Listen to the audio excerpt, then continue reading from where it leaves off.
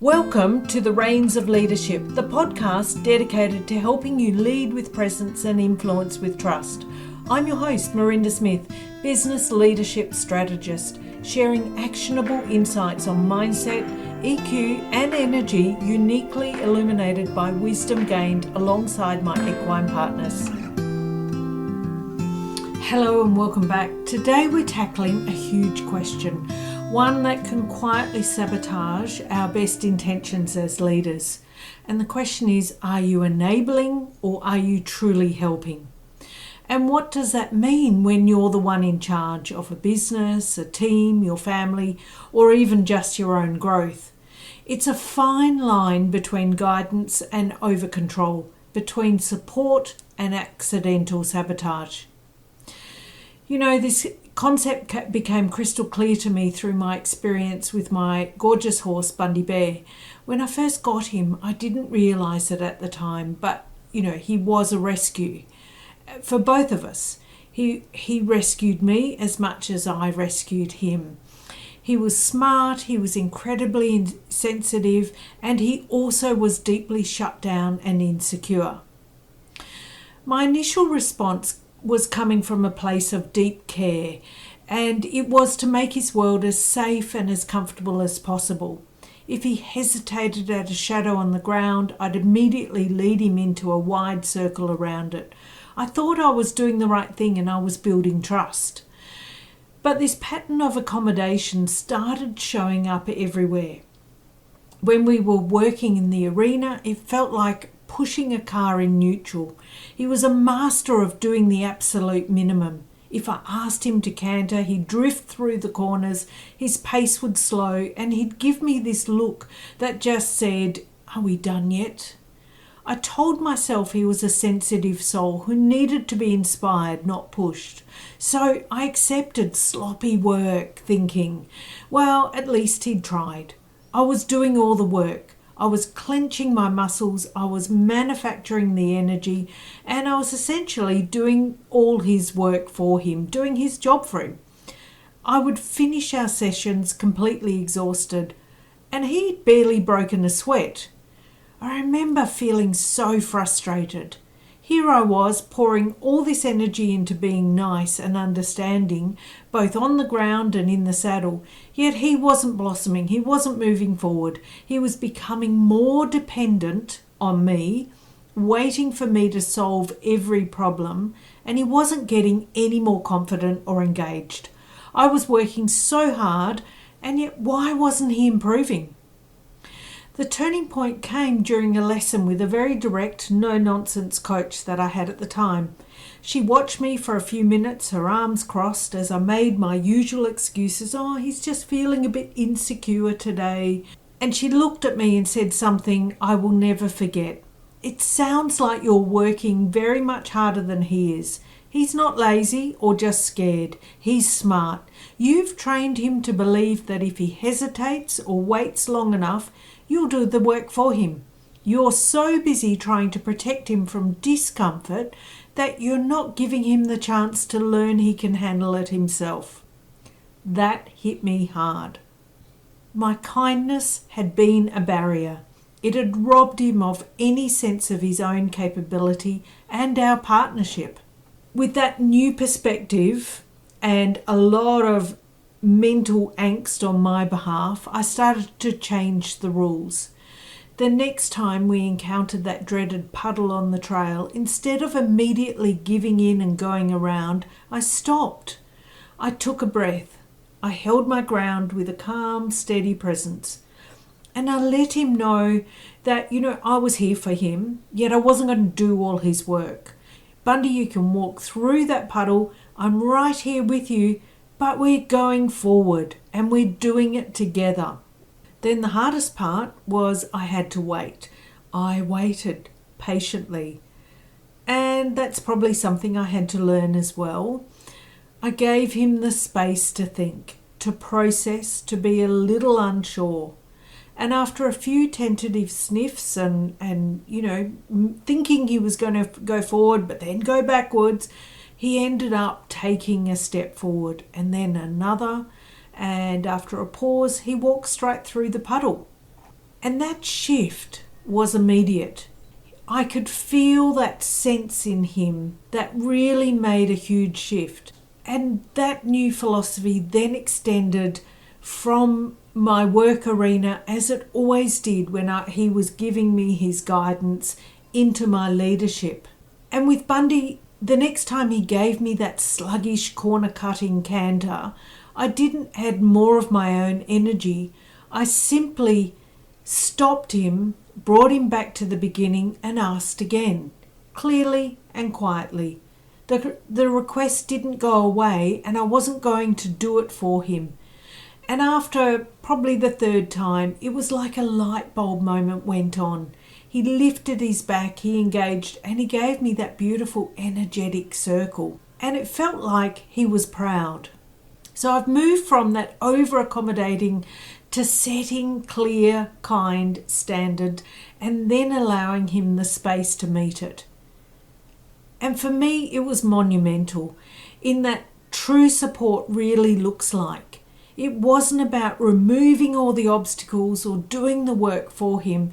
It was about showing him, believing in him, and saying that he had the capacity to rise to the challenge. So it was a bit about finding that, giving that safe space.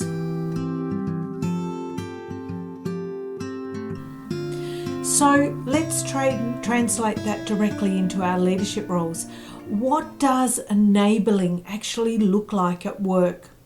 It's often disguised as kindness, but it's a counterfeit kindness that stifles growth.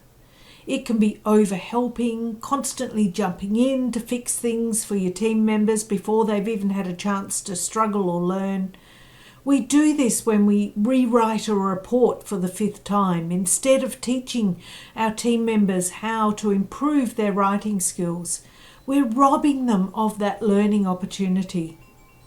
It also looks like rescuing, shielding people from the natural consequences of their actions. Perhaps you've a team member who is consistently late with deliverables and you find yourself making excuses for them to clients or working late to cover up their slack. You think you're protecting them, but you're actually preventing them from feeling the impact of their choices, the very thing that would motivate them to change. And a big one is avoiding your own discomfort. We delay difficult conversations because we don't want to feel awkward or be the bad guy or girl, as the case may be. We tolerate underperformance because the confrontation to us feels way more stressful than putting up with the underperformance. This is like letting someone constantly interrupt you in a meeting. If you avoid correcting that small encroachment because it's easier than speaking up, you soon have a culture where your time and focus are not respected. And it bleeds between other employees. They see and hear what's going on. They feel that culture and they think, if I'm going to step up and no one else is, then I'm not going to be the one just doing it by myself. And they start slowing their pace. And then you get this culture of everyone slowing their pace or of, not presenting the deliverables. It's no difference with performance issues. And this creates the nice manager who can't say no, who waters down feedback until it's meaningless. This is the leader who consistently picks up the slack for an underperforming team member, thinking they're being supportive, but in reality, they're creating this dependency and breeding resentment within the rest of the team, who sees exactly what's happening. So, let me ask you, take a moment right now and think, where might you be stepping in too much? Thinking you're being kind, but you're actually holding someone back from learning, from owning their work, or from facing a necessary truth. Where are you making it easier in the short term, but harder for everyone in the long run? This leads us directly to the power of boundaries, and let me be clear, boundaries are an act of leadership, not an act of rejection. They are the clear guidelines that keep everyone safe, keep everyone respected and focused on what matters. When boundaries are unclear or non-existent, we get emotional and energetic leaks. You feel drained, you feel resentful, and spread too thin. Why? Because you're constantly giving away your time and energy without clear parameters. Let's talk about somatic cues, the signals from your body. How does it feel in your body when a boundary is being crossed? For me, it's often a tightening in my chest or a clenching in my jaw, or that sudden sinking feeling of overwhelm. That's your internal alarm system saying, attention, something's not right here. And when I ignore that feeling with my horse, I was putting myself at risk. It's the same in our professional lives.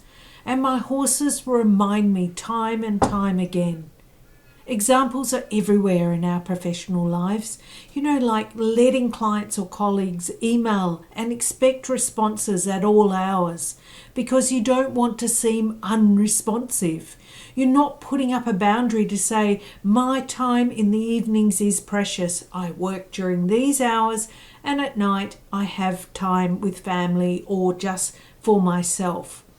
Saying yes to just one more thing when you are already at capacity, or allowing meetings to overrun consistently without an agenda because no one wants to be the one to call time, or tolerating team members who repeatedly miss deadlines with no consequence, or commit to work that is only 60% at capacity or 60% done.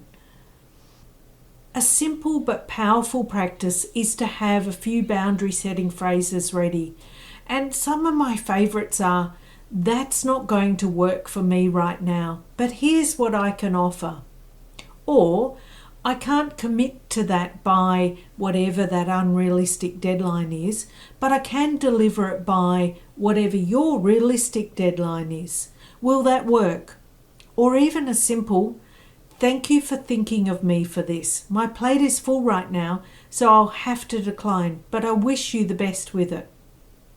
The key is to be clear, kind, and firm.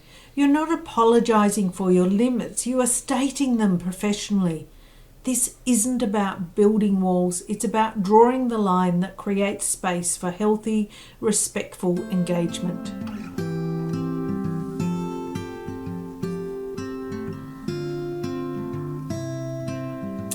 Now let's look at another really common knot that needs untangling, the difference between people-pleasing and genuinely wanting your people to succeed. They can look similar on the surface, but their roots and results are world apart. People-pleasing stems from a need for approval or a desire to avoid conflict and discomfort. It's about managing other people's emotions, often at the expense of your own needs, your values, or the integrity of the work. When I was over-accommodating Bundy, part of that was me not wanting him to be frustrated or scared or to maybe not even like me or to not like me. That was my people-pleasing tendency showing up.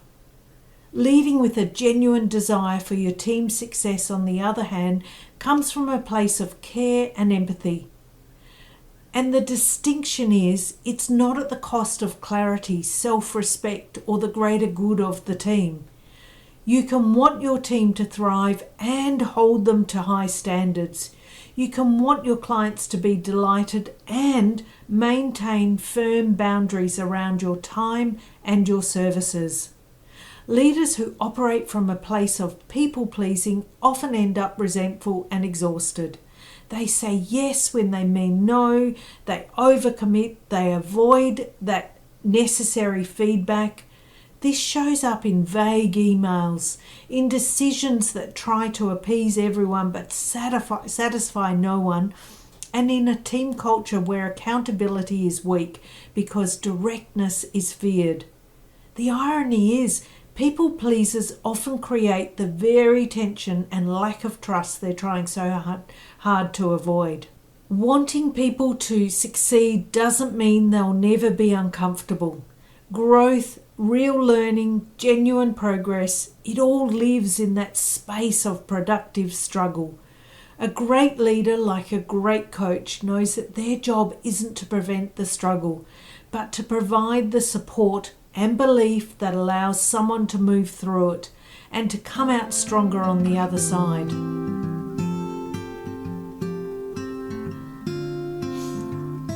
So as we start to bring this conversation to a close, I want to leave you with a few questions for reflection. You can grab a journal or just sit with these for a moment, but be honest with yourself. There's 5 questions. Where am I currently crossing my boundaries for the sake of perceived peace or to gain someone's approval? Think about your time, your energy, and your values. Number 2, what specific behaviour in myself or my team am I tolerating that is costing more in energy, morale, or productivity than it's contributing?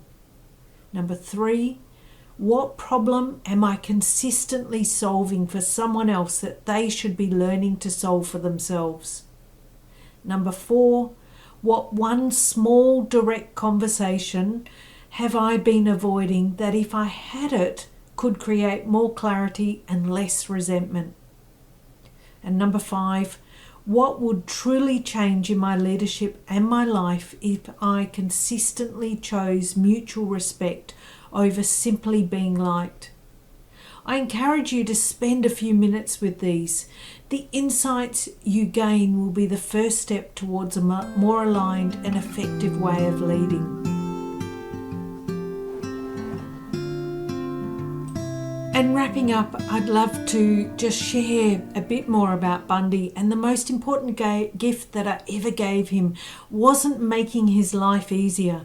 It wasn't circling the puddle for him or accepting a lazy response in whatever I was asking out of misguided sense of kindness. The greatest gift was having the courage to stop, to get quiet, and to hold that unwavering belief that he could handle the challenge himself.